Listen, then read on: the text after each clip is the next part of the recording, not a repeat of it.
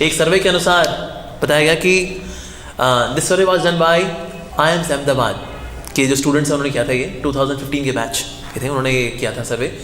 और ये देख रहे थे कि ना एक सबसे इंपॉर्टेंट फैक्टर क्या है, एक लीडर के अंदर क्या क्वालिटी होनी चाहिए। तो कई सारी क्वालिटीज़ के अंदर एक क्वालिटी थी खुशी। लीडर को ना खुश होना चाहिए। लीडर बड़ा उदास हो तो ना वो सब में उदासी फैला देगा, वो खुद ही उदास है।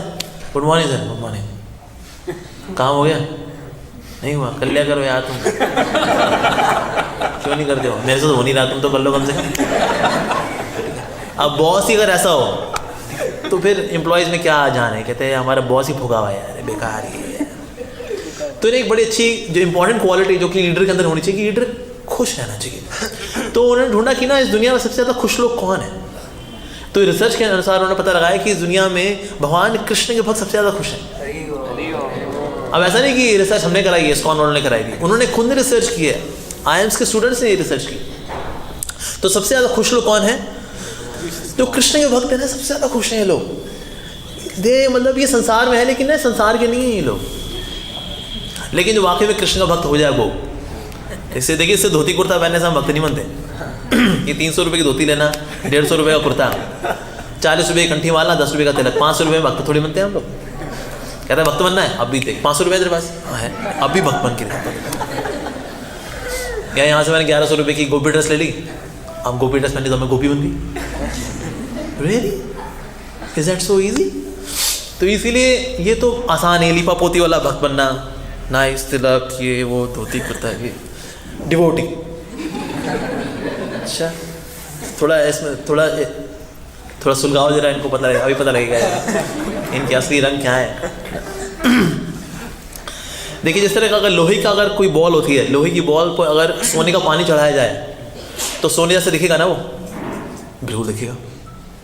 लेकिन ना जब बारिशें आती हैं, मॉइस्चर आती है, तो ना उसकी पपड़ी बननी शुरू हो जाएगी। कहते हैं अरे इसका तो अंदर से लोहा दिखना शुरू हो गया, तो पपड़ी निकल रही है इसकी, तो सारी क्या होगा, पपड़ी निकल जाएगी और फिर से लोहा फिर से नजर आ जाए, काला काला लोहा। लेकिन अगर मेटलर्जिकल प्रोसेस से, यानी कि बॉयल करके, हीटिंग एंड हैमरिंग से अगर लोहे को सोना बनाना हो, ये बहुत ही ज़्यादा तपस्या वाला रास्ता है। इसलिए वास्तविक भक्त बनना वो कठिन है। बाहर से लीपा पोती वाला भक्त बनना आसान है, बहुत ईजी है। यहाँ बन मिल जाता है, धोती कुर्ता लो, डेंटिंग पेंटिंग करके बन गए डिवोटी, नाइस। लेकिन हमें हर साल ये रिजॉल्व लेना चाहिए कि मैं अपने हृदय को ट्रांसफॉर्म करूँ। नॉट जस्ट एक्सटर्नल चेंज, बाहरी सिर्फ चेंज नहीं आना, बल्कि हृदय के अंदर चेंज आना, वो बहुत ज़्यादा ज़रूरी है। और ये चेंज तब आता है जब हम सीरियसली भगवान श्री कृष्ण की भक्ति को लेते हैं। इसलिए हर साल हमको रिजॉल्व लेने चाहिए, हर साल। हालांकि हम लोग रिजॉल्व लेते हैं लेकिन पूरा नहीं कर पाते। क्यों? क्योंकि डिटर्मिनेशन हमारे अंदर नहीं होती।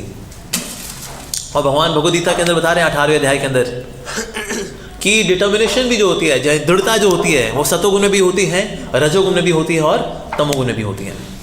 जो सात्विक दृढ़ता होती है वो अनब्रेकेबल होती है कि तो करना ही करना है, चाहे कुछ हो जाए, ये कार्य तो हर परिस्थिति में करना ही करना है। उसको बोलते हैं सात्विक determination.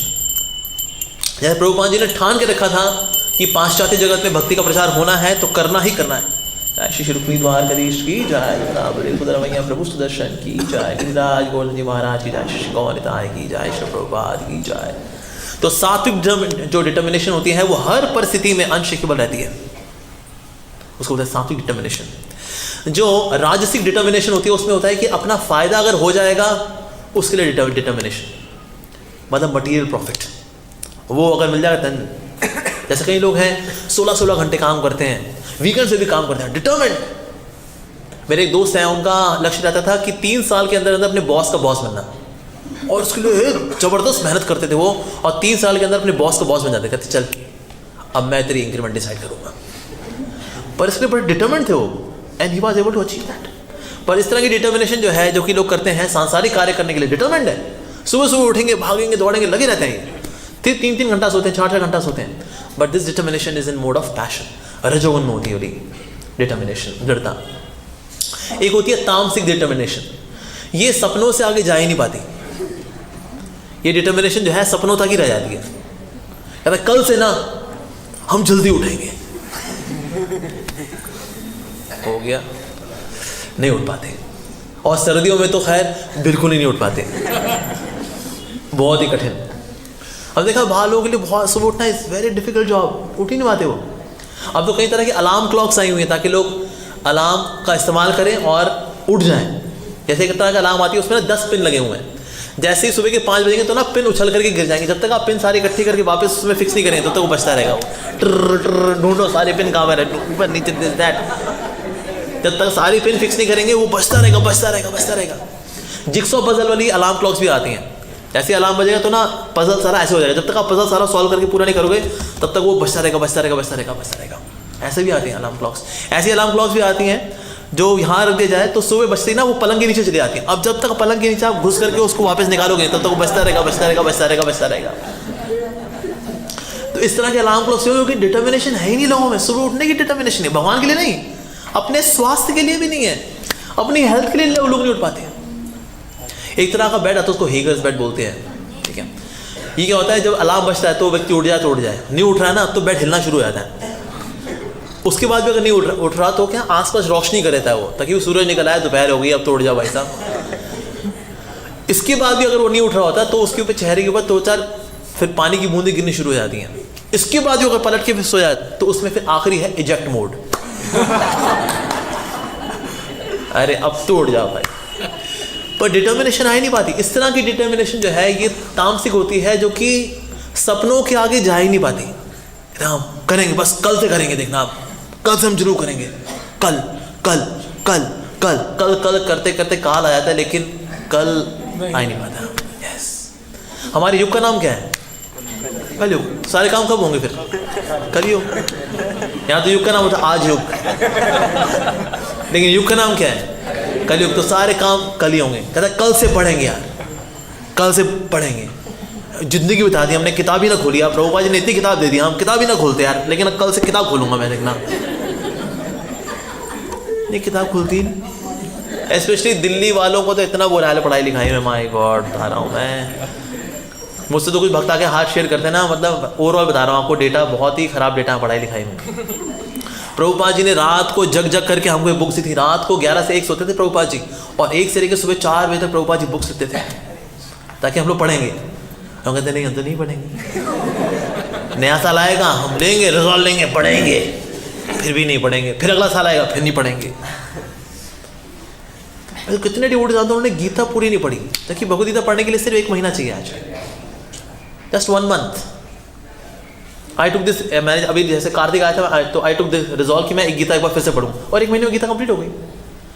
In 1 month Bhagavad Gita can be completed. Bhagavad Gita नहीं पढ़ पाते। It is so easy. पढ़ना क्या है, रोज 20-25 पेज, 20-25 पेज है, ऐसे 25-25 के कोई 250 हो गए, 750 डन। नहीं पढ़ते। तो इसीलिए इस तरह की डिटर्मिनेशन जो होती है वो तमस में होती है। That means that determination which does not go beyond dreaming. स्वप्न के आगे जा ही नहीं पाती वो डिटर्मिनेशन। हम करेंगे, हम करेंगे, कब करेंगे, बस यहाँ होती है, आगे हम बढ़ ही नहीं पाते। जैसे आपने एक लॉ का सुना होगा, द लॉ ऑफ अट्रैक्शन। अगर आप किसी चीज़ को बड़ी शिद्दत से चाहते हैं तो एक कायनात षड्यंत्र रचती है कि आपको उस चीज़ से मिला दे। ओम शांति ओम। सुना आपने इस बारे में, लॉ ऑफ अट्रैक्शन के बारे में? लेकिन कितने ऐसे लोग हैं किसको बड़ी शिद्दत से चाहा था, या किसी चीज़ को करना चाहा था बड़ी शिद्दत से, लेकिन कर नहीं पाए। 12-12 घंटे तैयारी की थी कि मैं IIT में क्रैक करूँगा, क्रैक ही नहीं कर पाया। खुद क्रैक हो गए, लेकिन नहीं क्रैक कर पाए, नहीं कर पाए। लॉ ऑफ अट्रैक्शन जो है असल में एक चाइल्डिश फिनोमेना है। अट्रैक्शन जो है होता है ना, ये बच्चों में होता है। कहते हैं मुझे ना वो बहुत अच्छी लगती है, अट्रैक्शन, मुझे बहुत अच्छा लगता है, अट्रैक्शन, मुझे बहुत चीज़ बड़ी अच्छी लगती है, अट्रैक्शन, मुझे वो चीज़ खानी है, अट्रैक्शन, अट्रैक्शन। बचपना है इसके अंदर, लॉ ऑफ अट्रैक्शन के अंदर। Thank you for background music. लेकिन लॉ ऑफ अट्रैक्शन से ऊपर है लॉ ऑफ लव। किस शब्द में ज़्यादा मैच्योरिटी है, अट्रैक्शन में या लव में? Yes. So law of attraction से ज़्यादा ऊपर है लॉ ऑफ लव। सो नए साल पे हमको लॉ ऑफ लव का पालन करना है। लॉ ऑफ लव का मतलब क्या होता है? लव का मतलब होता है चाहे सफलता मिले विफलता मिले, लेकिन मैं करना नहीं छोड़ूंगा। That is law of love. भगवान गीता में क्या कह रहे हैं ना, यश और अपयश के परे जाओ, सुख और दुख के परे जाओ, लाभ और हानि के परे जाओ। This is law of love. अगर लाभ हानि फंस जाएंगे, सुख दुख में फंस जाएंगे, सर्दी गर्मी में फंस जाएंगे, यश अपयश में फंस जाएंगे, इस डुअलिटी में अगर फंस जाएंगे, इसको बोलते हैं अट्रैक्शन। लेकिन लॉ ऑफ लव है सबके परे, यानी कि दोनों डुअलिटीज के परे हर परिस्थिति में कृष्ण भक्ति में लगे रहना, इसको बोलते हैं लॉ ऑफ लव। तो हमें हर साल ये प्रार्थना करनी चाहिए भगवान से कि प्रभु हम भक्ति में तीव्रता से लगे रहे, डुअलिटीज आएंगी जाएंगी, लगा रहेगा ये काम, लेकिन असल बात तो ये है कि हम भक्ति में लगे रहें। प्रभुपाद जी ने एक बार कहा था